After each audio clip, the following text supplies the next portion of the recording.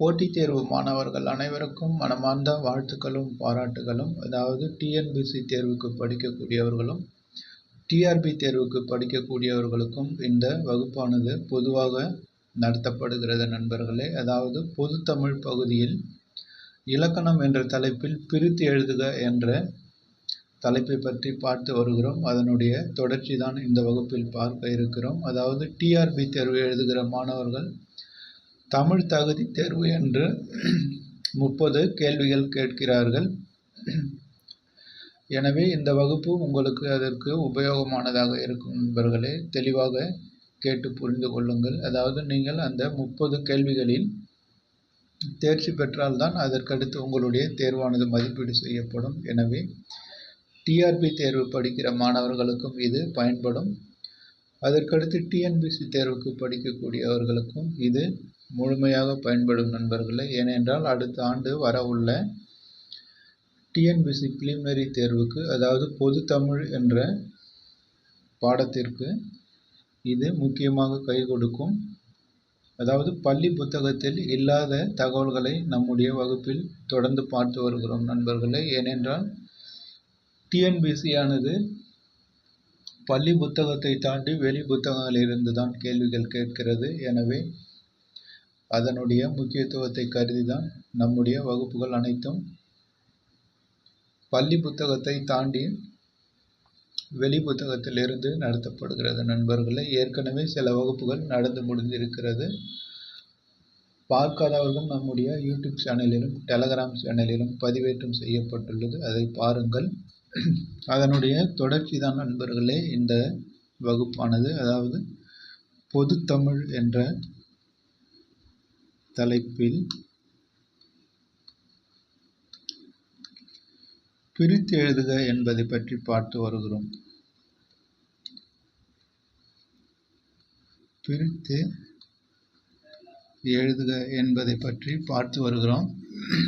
ஏற்கனவே பார்க்காதவர்கள் பாருங்கள் நண்பர்களே. அதனுடைய தொடர்ச்சியை இப்போது பார்க்கலாம். அதாவது சென்ற வகுப்பில் பார்த்த முக்கியமான ஒரு பிரித்து எழுதுக.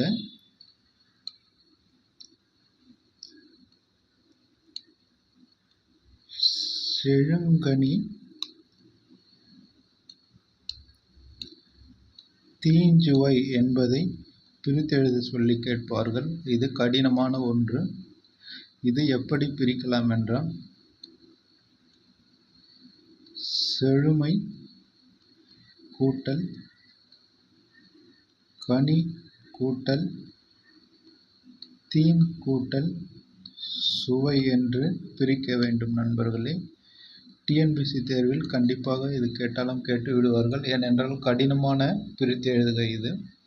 செழுங்கனி தீச்சுவை என்பதை பிரித்து எழுதுக என்றால் செழுமை கூட்டல் கனி கூட்டல் தீம் கூட்டல் சுவை என்று பிரித்து எழுத வேண்டும். அதற்கடுத்து சென்ற வகுப்பின் தொடர்ச்சி தான் நண்பர்களே. எனவே பாருங்கள். தமிழ்நாட்டு காரி என்பதை பிரித்து எழுத கிடைப்பது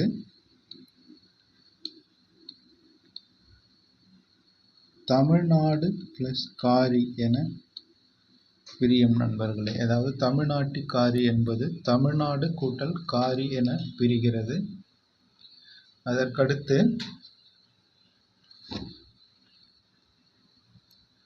முக்கியமான ஒன்று சென்ற வகுப்பிலே பார்த்திருக்கிறோம். இருந்தாலும் முக்கியம் என்பதற்காக இப்போது திரும்பவும் சொல்கிறேன். நான் மீன், அதாவது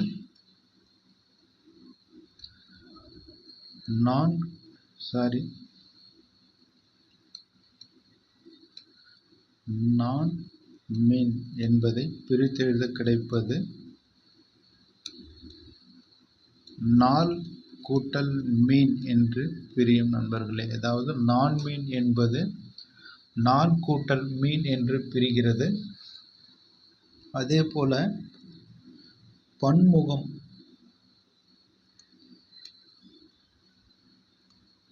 பன்முகம் என்பது பல் கூட்டல் முகம் என்று பிரிகிறது. அதே போல பன்னூல் பன்னூல் என்பது பல் கூட்டல் நூல் என்று பிரிகிறது. இது சென்ற வகுப்பினுடைய தொடர்ச்சி நண்பர்களே. சென்ற வகுப்பில் இதை பார்த்திருந்தோம். இருந்தாலும் முக்கியமானது என்பதால் இதை திரும்ப உங்களுக்கு நினைவுபடுத்தி இருக்கிறேன். இப்போது புதிய தலைப்புகளை பற்றி பார்க்கலாம். புதுப்பெயல். புதுப்பெயல். புதுப்பெயல் என்பதை பிரித்து எழுத கிடைப்பது புதுமை கூட்டல் பெயல். புதுமை கூட்டல் பெயல் என மாறுகிறது. அதற்கடுத்து இந்த கடினமான பொருத்துகள் அனைத்தும் பள்ளி புத்தகத்தில் இருக்காத நண்பர்களே. இது வெளி புத்தகத்தில் இருந்து துவக்கப்பட்டது. அதாவது டிஎன்பிசி எதிலிருந்து கேட்கிறார்களோ அந்த புத்தகங்களை அடிப்படையாக கொண்டு துவக்கப்பட்டு இருக்கிறது. தெரிந்து கொள்ளுங்கள். உங்களுடைய நண்பர்களுக்கும் தெரியப்படுத்துங்கள், அவர்களும் பயன்பெறட்டும். அதற்கடுத்து பூட்டும் கதவுகள்.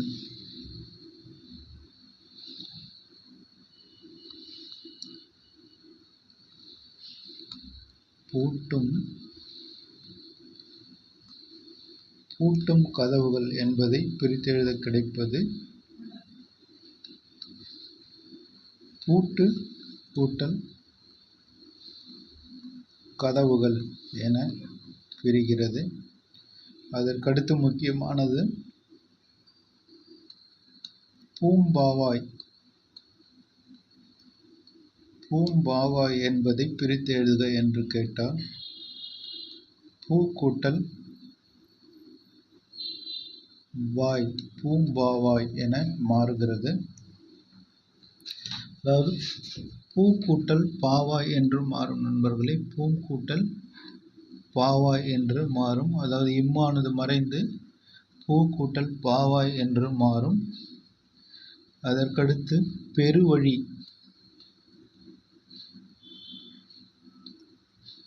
பெருவழி என்பது பெருமை கூட்டல் வழி என்று மாறுகிறது.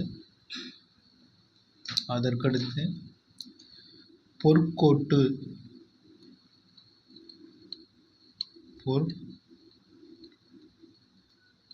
பொற்கோட்டு என்பதை பிரித்து எழுத கிடைப்பது பொன் கூட்டல் கோட்டு என்று பிரியும். அதற்கடுத்து மாசற. முக்கியமானது நண்பர்களே. மாசற என்பதை பிரித்து எழுத கிடைப்பது மாசு கூட்டல் அற என மாறும். அதற்கடுத்து வருது முக்கியமானது மூதூர். மூதூர் என்பதை பிரித்து எழுத கிடைப்பது முதுமை கூட்டல் ஊர். மூதூர் என்பது முதுமை கூட்டல் ஊர் என மாறுகிறது. அதற்கடுத்து வன்கீரை.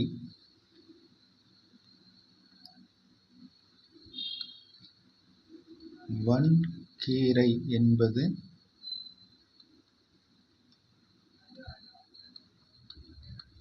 வளம் கூட்டல் கீரை, வன்கீரை என மாறுகிறது நண்பர்களே. அதே போல வல்லுருவம். வாயில் வல்லுருவம் என்பது வன்மை கூட்டல் உருவம். வன்மை கூட்டல் உருவம் என மாறுகிறது. அதற்கடுத்து வாய்த்தீயின்.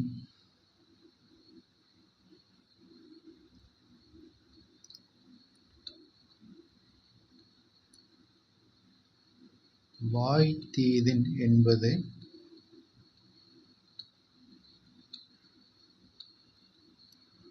வாய்த்து கூட்டல் ஈயின் என பிரிகிறது நண்பர்களே. அதாவது வாழ்த்து ஈயின் என்பது வாழ்த்து கூட்டல் ஈயின் என்று பிரிகிறது.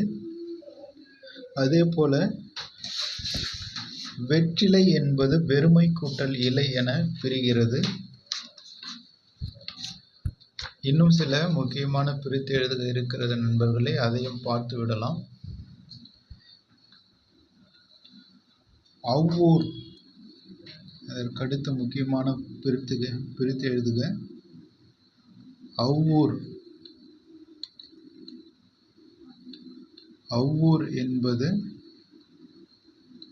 ஆ கூட்டல் ஊர் என பிரியும். அதாவது அவ்வூர் என்பது ஆ கூட்டல் ஊர் என பிரியும். அதற்கடுத்து இன்னுயிர். இன்னுயிர் என்பது இனிமை கூட்டல் உயிர் என பிரிகிறது. அதாவது இன்னுயிர்.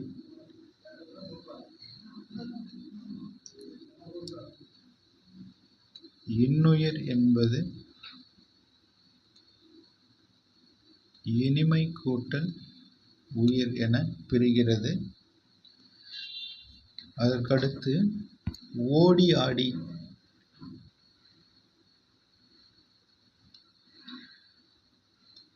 ஓடி ஆடி என்பது ஓடி கூட்டல் ஆடி என பிரியும் நண்பர்களே. இது எல்லாம் பள்ளி புத்தகத்தில் இல்லாத முக்கியமான பிரித்தெழுதுக நண்பர்களே. இதிலிருந்து தான் கேள்விகள் கேட்பார்கள். எனவே தெளிவாக கேட்டு புரிந்து கொள்ளுங்கள். அதற்கடுத்து இன்னொரு முக்கியமானது ஔடதமாம். அதாவது இது ஏற்கனவே கேட்கப்பட்ட கேள்வி, இருந்தாலும் சில மாணவர்களுக்கு தெரிந்திருக்காது என்பதற்காக திரும்பவும் சொல்லுகிறேன். ஔடதமாம் என்பதை பிரித்து எழுதுக. இதுபோல சிக்கலானதுதான் கேட்பார்கள் நண்பர்களே. ஔடதமாம் என்பது பிரித்து எழுத கிடைப்பது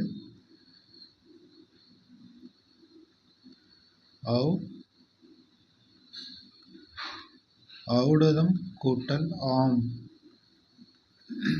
ஔடதமாம் அதாவது ஔடதம் கூட்டல் ஆம் என்ற இது போன்ற சிக்கலானது தான் நண்பர்களே டிஎன்பிஎஸ்சி தேர்வில் கேட்பார்கள். ஏற்கனவே கேட்டு இருக்கிறார்கள். இருந்தாலும் திரும்பவும் உங்களுக்கு சொல்லுகிறேன், நினைவில் வைத்துக் கொள்ளுங்கள்.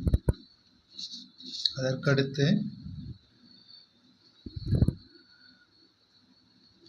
கொங்கு கூட்டல் அலர். அதாவது கொங்கலர் என்பது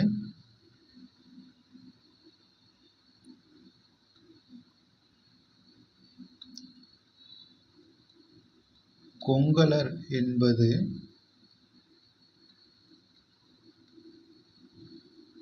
கொங்கு கூட்டல் அலர் என பிரிகிறது. அதற்கடுத்து தமிழ் எங்கள் என்பது தமிழ் கூட்டல் எங்கள் என பிரிகிறது. அதற்கடுத்து முக்கியமான தாமினி என்பது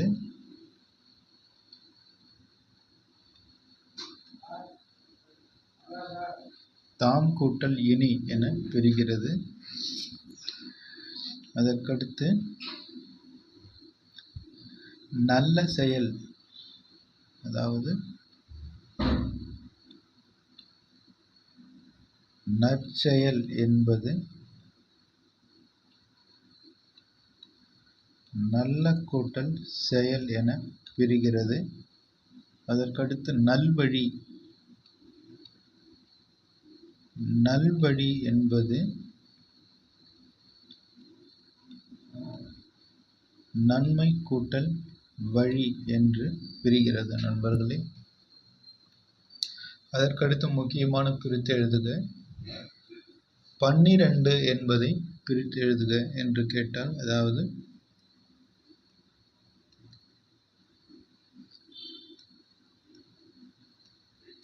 12 என்பதை பிரித்து எழுதுக என்று கேட்டால் 10 கூட்டல் 2 என்று பிரிக்க வேண்டும் நண்பர்களே. இது முக்கியமானது, வித்தியாசமாக இருக்கிறது. 12 என்பது பிரிக்கும்போது 10 கூட்டல் 2 என்று பிரிக்க வேண்டும். அதற்கடுத்து போலுடன்றன, அதாவது போல் உடன்றன என்பதை பிரித்தெழுத கிடைப்பது போல் கூட்டல் உடன்றன. போல் கூட்டல் உடன்றன என்று பிரியும். அதேபோல வரகரிசி என்பது வரகு கூட்டல் அரிசி என்று பிரிகிறது நண்பர்களே. அதற்கடுத்து வாசல் அலங்காரம் முக்கியமானது, ஏற்கனவே கேட்கப்பட்டது நண்பர்களே.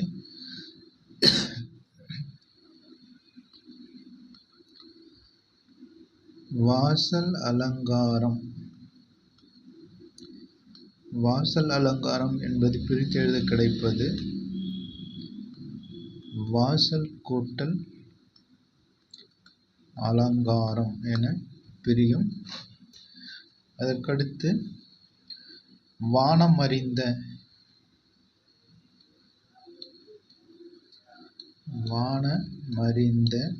என்பதை பிரித்தெழுத கிடைப்பது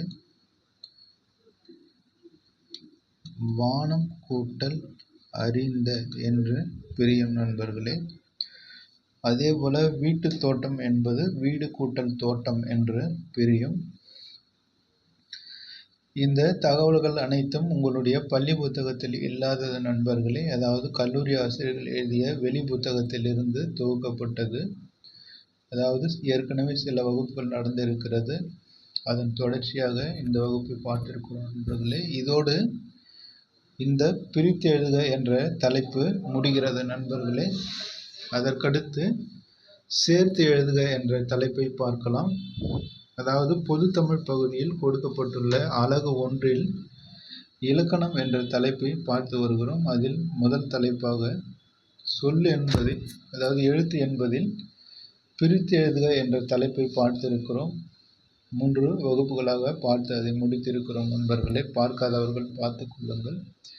அதற்கடுத்து சேர்த்து எழுதுக என்ற தலைப்பை பார்க்க இருக்கிறோம்.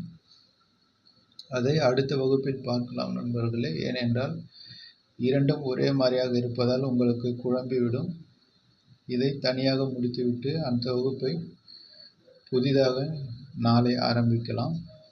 அதாவது பொதுத்தமிழ் பாடத்திட்டத்தில் கொடுக்கப்பட்டுள்ள அனைத்து அலகுகளையும் ஒவ்வொன்றாக முடிக்க இருக்கிறோம் நண்பர்களே. கட்டாயமாக பயன்படுத்தி கொள்ளுங்கள். நிச்சயமாக உங்களுக்கு இது தேர்வில் கை கொடுக்கும். ஏனென்றால் நம்முடைய பயிற்சி வகுப்புகள் அனைத்தும் வெளி புத்தகத்திலிருந்து, கல்லூரி ஆசிரியர்கள் எழுதிய புத்தகத்திலிருந்து தான் நடத்தப்படுகிறது. டிஎன்பிசியும் அது போன்ற புத்தகங்கள் இருந்து தான் கேள்விகள் கேட்கிறார்கள் நண்பர்களே.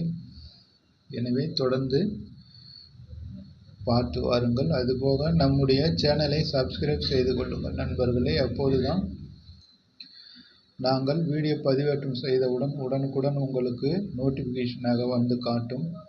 நீங்கள் எப்போது வேண்டுமானாலும் அதை பார்த்து பயன்பெற முடியும். முக்கியமாக உங்களுடைய நண்பர்களுக்கும் தெரியப்படுத்துங்கள், அவர்களும் பார்த்து பயன்பெறட்டும். அதற்கடுத்து அடுத்த ஆண்டு வரவுள்ள தேர்வுகள் பற்றிய அனைத்து விவரங்களும் அடங்கிய வீடியோவானது சில நாட்களுக்கு முன்பு பதிவேற்றம் செய்யப்பட்டது நண்பர்களே. அதை பாருங்கள். அதில் எந்தெந்த தேர்வு எப்போது வரும், முதலில் எந்த தேர்வு வரும் என்ற விளக்கங்கள் அதில் கொடுக்கப்பட்டிருக்கிறது. அதுபோக அந்தந்த தேர்வுக்கு எவ்வளவு மாதம் சம்பளம் கிடைக்கும் என்ற ஒரு முக்கியமான தகவல்களையும் அது சொல்லியிருக்கிறேன் நண்பர்களே. அதை பாருங்கள். அதற்கேற்றாற்போல் உங்களுடைய தயாரிப்பை திட்டமிட்டு மேற்கொள்ளுங்கள்.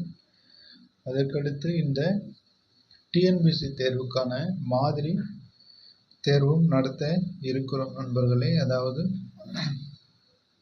இன்னும் ஒரு சில மாதங்களில் இந்த பாடத்திட்டத்தை முழுமையாக முடித்த பிறகு டிஎன்பிசி தேர்வுக்கான மாதிரி தேர்வுகளும் நடைபெற இருக்கிறது. அதாவது வினாத்தாள் தயாரித்து முடித்த பிறகு அந்த தேர்வுகள் பற்றிய விளக்கங்கள் உங்களுக்கு தெரிவிக்கப்படும்.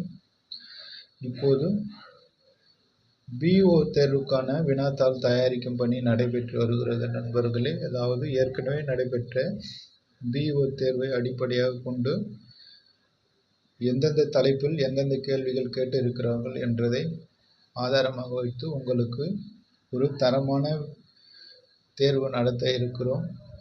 அதற்கான பணிகள் நடைபெற்று வருகிறது நண்பர்களே. வினாத்தாள் தயாரிக்கும் பணி முடிந்ததும் உங்களுக்கு தகவல்கள் தெரிவிக்கப்படும். இதுவரை நம்முடைய பயிற்சி வகுப்புகளை தொடர்ந்து பாருங்கள் நண்பர்களே. நீங்கள் அனைவரும் போட்டித் தேர்வில் வெற்றி பெற வேண்டும் என்று மனமாற வாழ்த்துகிறேன். அடுத்து வரும் வீடியோவில் அடுத்த தலைப்பை பற்றி பார்க்கலாம். நன்றி நண்பர்களே.